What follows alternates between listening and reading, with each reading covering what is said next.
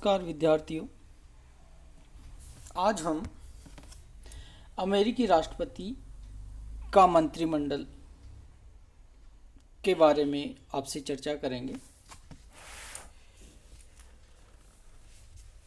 संविधान के अनुसार अमेरिका की कार्यपालिका शक्ति वहाँ के राष्ट्रपति में निहित है। फिलाडेल्फिया सम्मेलन में राष्ट्रपति के लिए परामर्शदाताओं की एक समिति की व्यवस्था करने का प्रश्न उठा। बहुत से संविधान निर्माता इस बात पर विचार रखा कि सीनेट राष्ट्रपति की मंत्रणा समिति के रूप में कार्य करेगी। राष्ट्रपति वाशिंगटन ने सीनेट के साथ ऐसा व्यवहार करने का प्रयास भी किया, किंतु यह प्रयोग सफल नहीं हुआ। इसके विपरीत राष्ट्रपति ने प्रशासनिक विभागों के प्रधानों से परामर्श लेना प्रारंभ किया। अमेरिका के संविधान में कहा गया है कि राष्ट्रपति सरकार के विविध प्रशासकीय विभागों के प्रधान पदाधिकारियों से उन विषयों पर लिखित रूप से परामर्श ले सकता है जिसका उन विभागों से साथ संबंध हो। राष्ट्रपति वाशिंगटन ने प्रशासनिक विभागों के प्रधानों की बैठकें बुलानी प्रारंभ की और ये बैठकें शीघ्र ही मंत्रिमंडल की बैठक के कहलाई जाने लगी। 1798 में पहली बार कैबिनेट शब्द का प्रयोग किया गया। मार्बरी बनाम मेडिसन के विवाद में सर्वोच्च न्यायालय ने कैबिनेट शब्द को स्वीकृति प्रदान कर दी। इस प्रकार अमेरिका में मंत्रिमंडल सुविधा और परंपरा के कारण उत्पन्न हुआ। आज भी यह एक अनौपचारिक संस्था के रूप में कार्य करता है। अमेरिकी मंत्रिमंडल का जो निर्माण होता है वो अमेरिकी राष्ट्रपति की इच्छा पर निर्भर करता है। राष्ट्रपति वाशिंगटन ने मंत्रिमंडल में 4 विभाग बनाए थे: विदेशिक विभाग, वित्त विभाग, युद्ध विभाग और न्याय विभाग।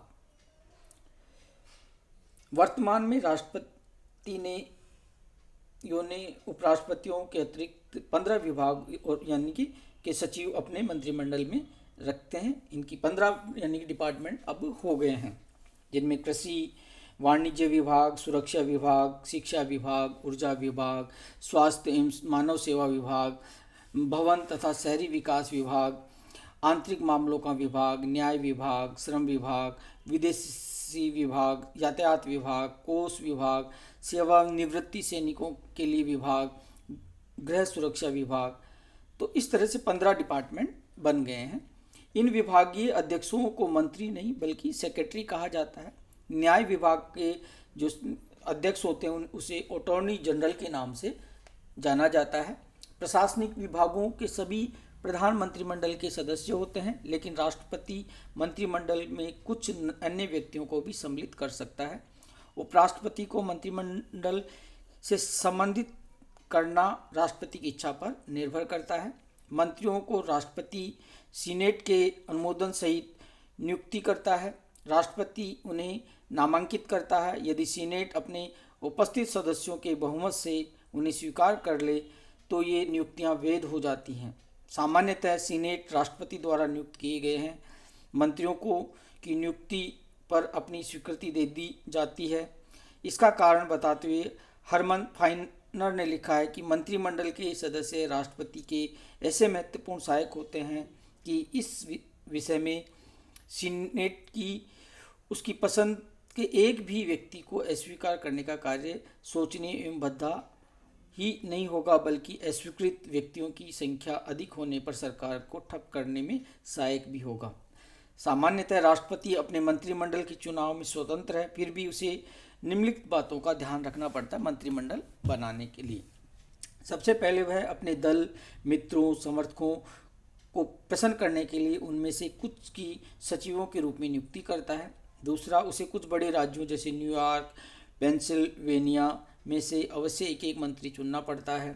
कई बार राष्ट्रपति को विरोधी दल का सहयोग प्राप्त करने के लिए उनके भी कुछ सदस्य लेने पड़ते हैं। राष्ट्रपति क्लिंटन ने अपने मंत्रिमंडल में एक रिपब्लिकन सीनेटर विलियम्स कोहिन को नियुक्त किया था और उन्हें कुछ मंत्रालय जैसे विभिन्न विभागों की जिम्मेदारी सौंपी थी। राष्ट्रपति का इस नियुक्ति के पीछे तर्क यह था कि सामयिक राजनीतिक स्थिति जिसमें सरकार में डेमोक्रेटिक पार्टी और कांग्रेस में बहुमत रिपब्लिकन पार्टी का है, का यही तकाजा है कि प्रशासन दोनों दलों के सहयोग से चलाया जाना चाहिए। कई बार उसे मंत्रियों को योग्यता तथा उनके ज्ञान एवं दक्षता के आधार पर नियुक्ति करनी पड़ती है। कई बार उन्हें भौगोलिक बातों को ध्यान में रखना पड़ता है। वह अपने मंत्रिमंडल के सदस्यों का इस तरह चुनाव करता है जिसके से कि देश के सभी भागों में उचित प्रतिनिधित्व हो जाए। अब बात आती है मंत्रिमंडल की स्थिति। अमेरिकी मंत्रिमंडल का अस्तित्व प्रथा पर आधारित है। यह संविधान का शिशु नहीं है।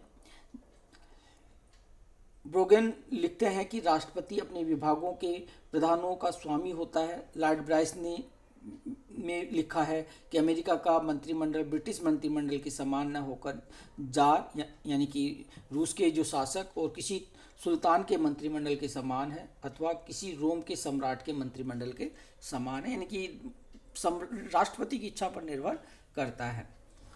अब बात आती है अमेरिकी की जो राष्ट्रपति तथा मंत्रिमंडल में क्या संबंध हैं। तो राष्ट्रपति व मंत्रिमंडल के अन्य सदस्य परस्पर समान पदीय नहीं होते हैं। न राष्ट्रपति उनका समान पदियों में प्रथम होता है। राष्ट्रपति अपने मंत्रियों की तुलना में समान पदी न होकर उनका स्वामी होता है।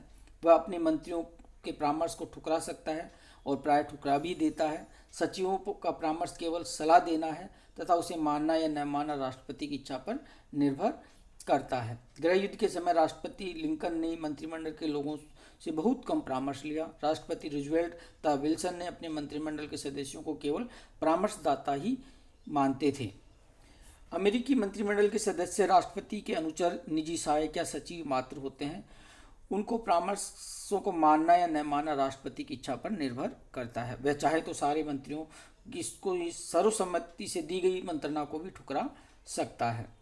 मंत्रिमंडल और राष्ट्रपति का संबंध बहुत कुछ राष्ट्रपति के व्यक्तित्व पर निर्भर करता है।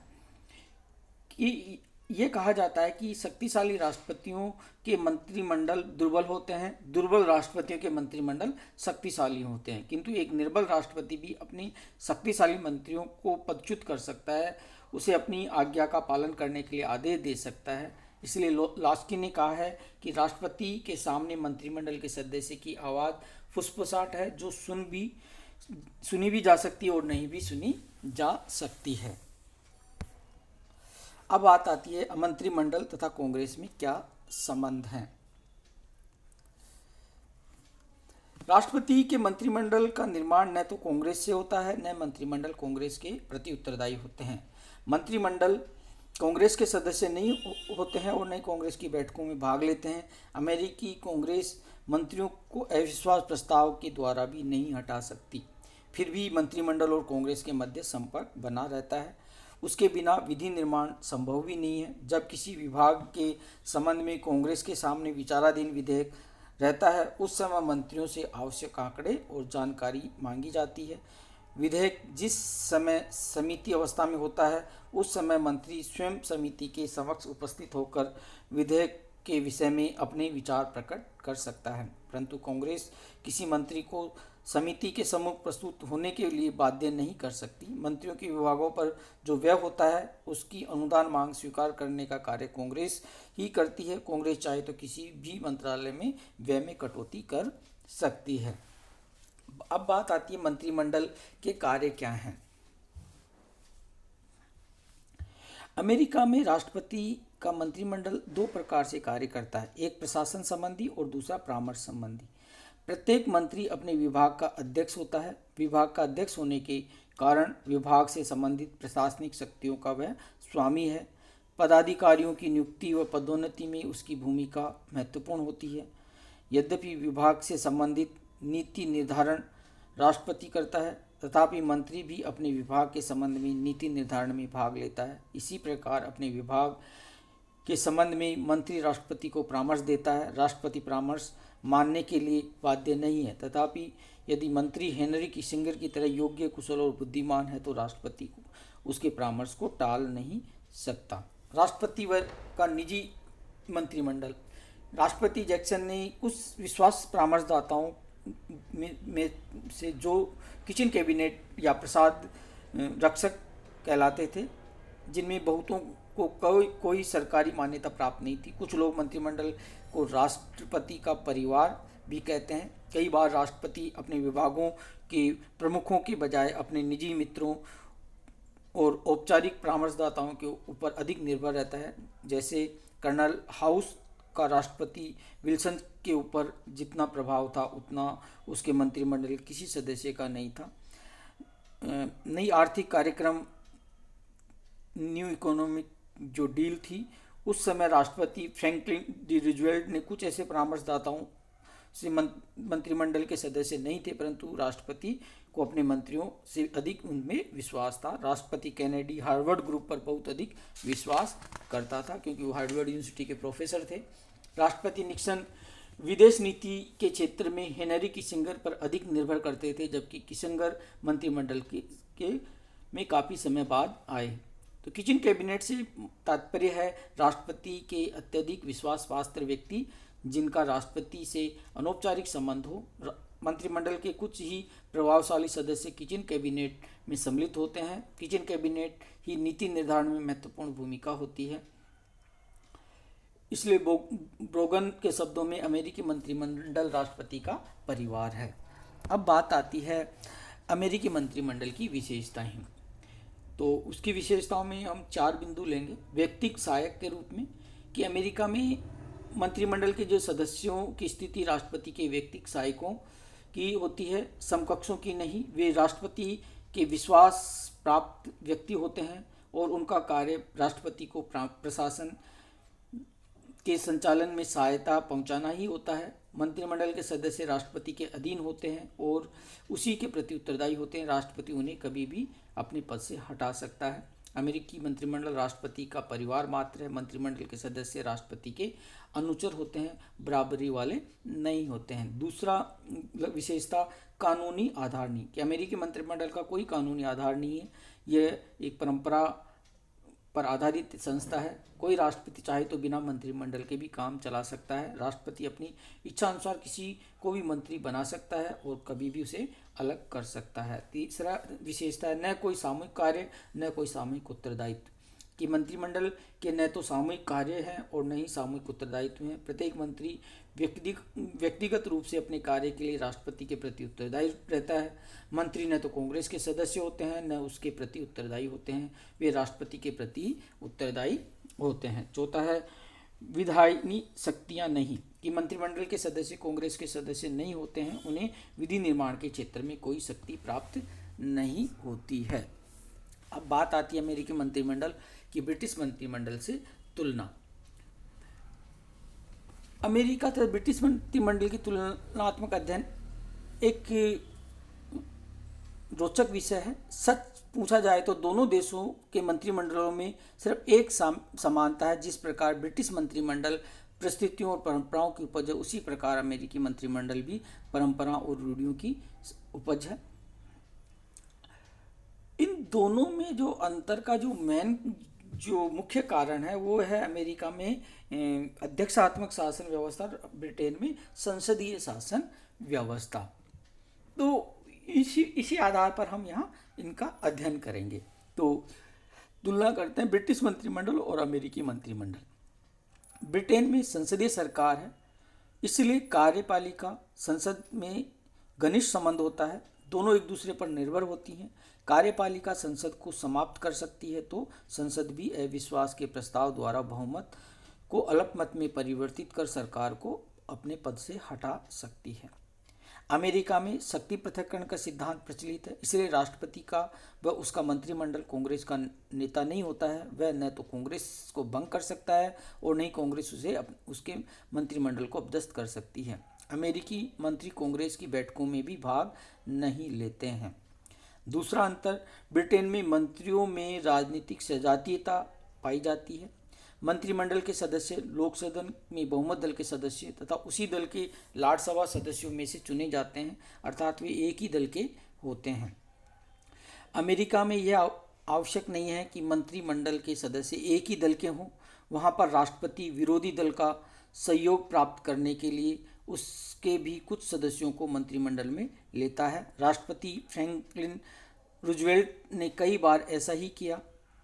तीसरा अंतर है सामूहिक उत्तरदायित्व। ब्रिटिश मंत्रिमंडल की एक प्रमुख विशेषता है यह सभी मंत्री संसद के प्रति व्यक्तिगत और सामूहिक रूप से उत्तरदायी होते हैं। प्रधानमंत्री के नेतृत्व में ही वे एक साथ तैरते हैं, एक साथ डूबते हैं। अमेरिका में मंत्री कांग्रेस के सदस्य नहीं होते हैं। वे अपने कार्यों के लिए सिर्फ राष्ट्रपति के प्रति उत्तरदायी हैं, कांग्रेस के प्रति नहीं। उत्तरदायित्व नाम का कोई भी तत्व जो अमेरिका में नहीं पाया जाता। चौथा अंतर है, ब्रिटेन में मंत्रिमंडल ही देश का भाग्य विधाता है। वही देश की सभी महत्वपूर्ण नीतियों को निर्धारित करता है। प्रधानमंत्री को प्राय मंत्रिमंडल की सलाह को मानना ही पड़ता है, लेकिन अमेरिका में नीतियों का निर्धारण राष्ट्रपति करता है, मंत्रिमंडल नहीं। मंत्रिमंडल केवल परामर्शदात्री संस्था है। राष्ट्रपति मंत्रिमंडल के परामर्श की अवहेलना कर सकता है। पांचवा अंतर है, प्रधानमंत्री ब्रिटेन में प्रधानमंत्री के मंत्रिमंडल के सदस्य उसके सहयोगी तथा समकक्ष हैं। प्रधानमंत्री को समकक्षों में प्रथम या छोटे मोटे तारों के बीच चंद्रमा कहा जाता है, लेकिन अमेरिका के राष्ट्रपति के मंत्रिमंडल के सदस्य उसके सेवक हैं, राष्ट्रपति के हाथ के खिलौना हैं। इसलिए अमेरिकी मंत्रिमंडल को किचन कैबिनेट कहा जाता है।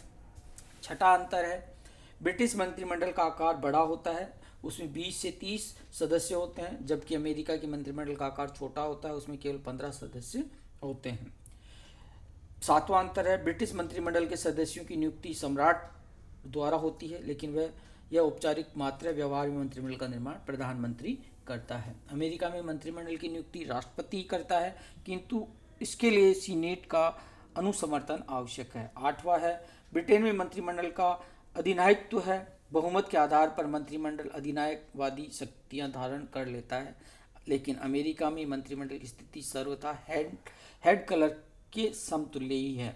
और अंतिम अंतर है, इंग्लैंड में मंत्रिमंडल के सदस्य राजनीतिक जीवन की चरम सीमा है। इसे प्राप्त करने के लिए वर्षों प्रयास करना पड़ता है। संसद, दल तथा राष्ट्र को अपनी प्रतिभा से प्रभावित करना पड़ता है, तब जाके मंत्रिमंडल में सम्मिलित होते हैं।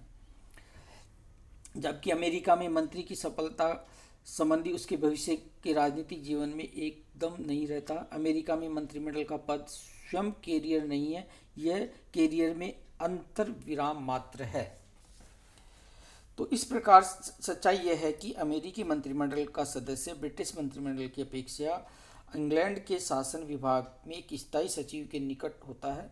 अमेरिका में मंत्रिमंडल तो है, किंतु मंत्रिमंडलीय शासन प्रणाली नहीं है। अमेरिकी मंत्रिमंडल ब्रिटिश मंत्रिमंडल की अपेक्षा बहुत कम शक्तियां रखता है। सरकार की नीति निर्धारण में, विधि निर्माण में, बजट बनाने में और प्रशासन में अमेरिका की सीनेट का सदस्य मंत्रिमंडल के सदस्य की अपेक्षा ज़्यादा प्रमुख होता है। इसी कारण से अमेरिकी मंत्रिमंडल राष्ट्रपति का किचन कैबिनेट कहलाता है। शक्ति के मामले में अमेरिकी मंत्रिमंडल ब्रिटिश मंत्रिमंडल की छाया मात्र है। धन्यवाद।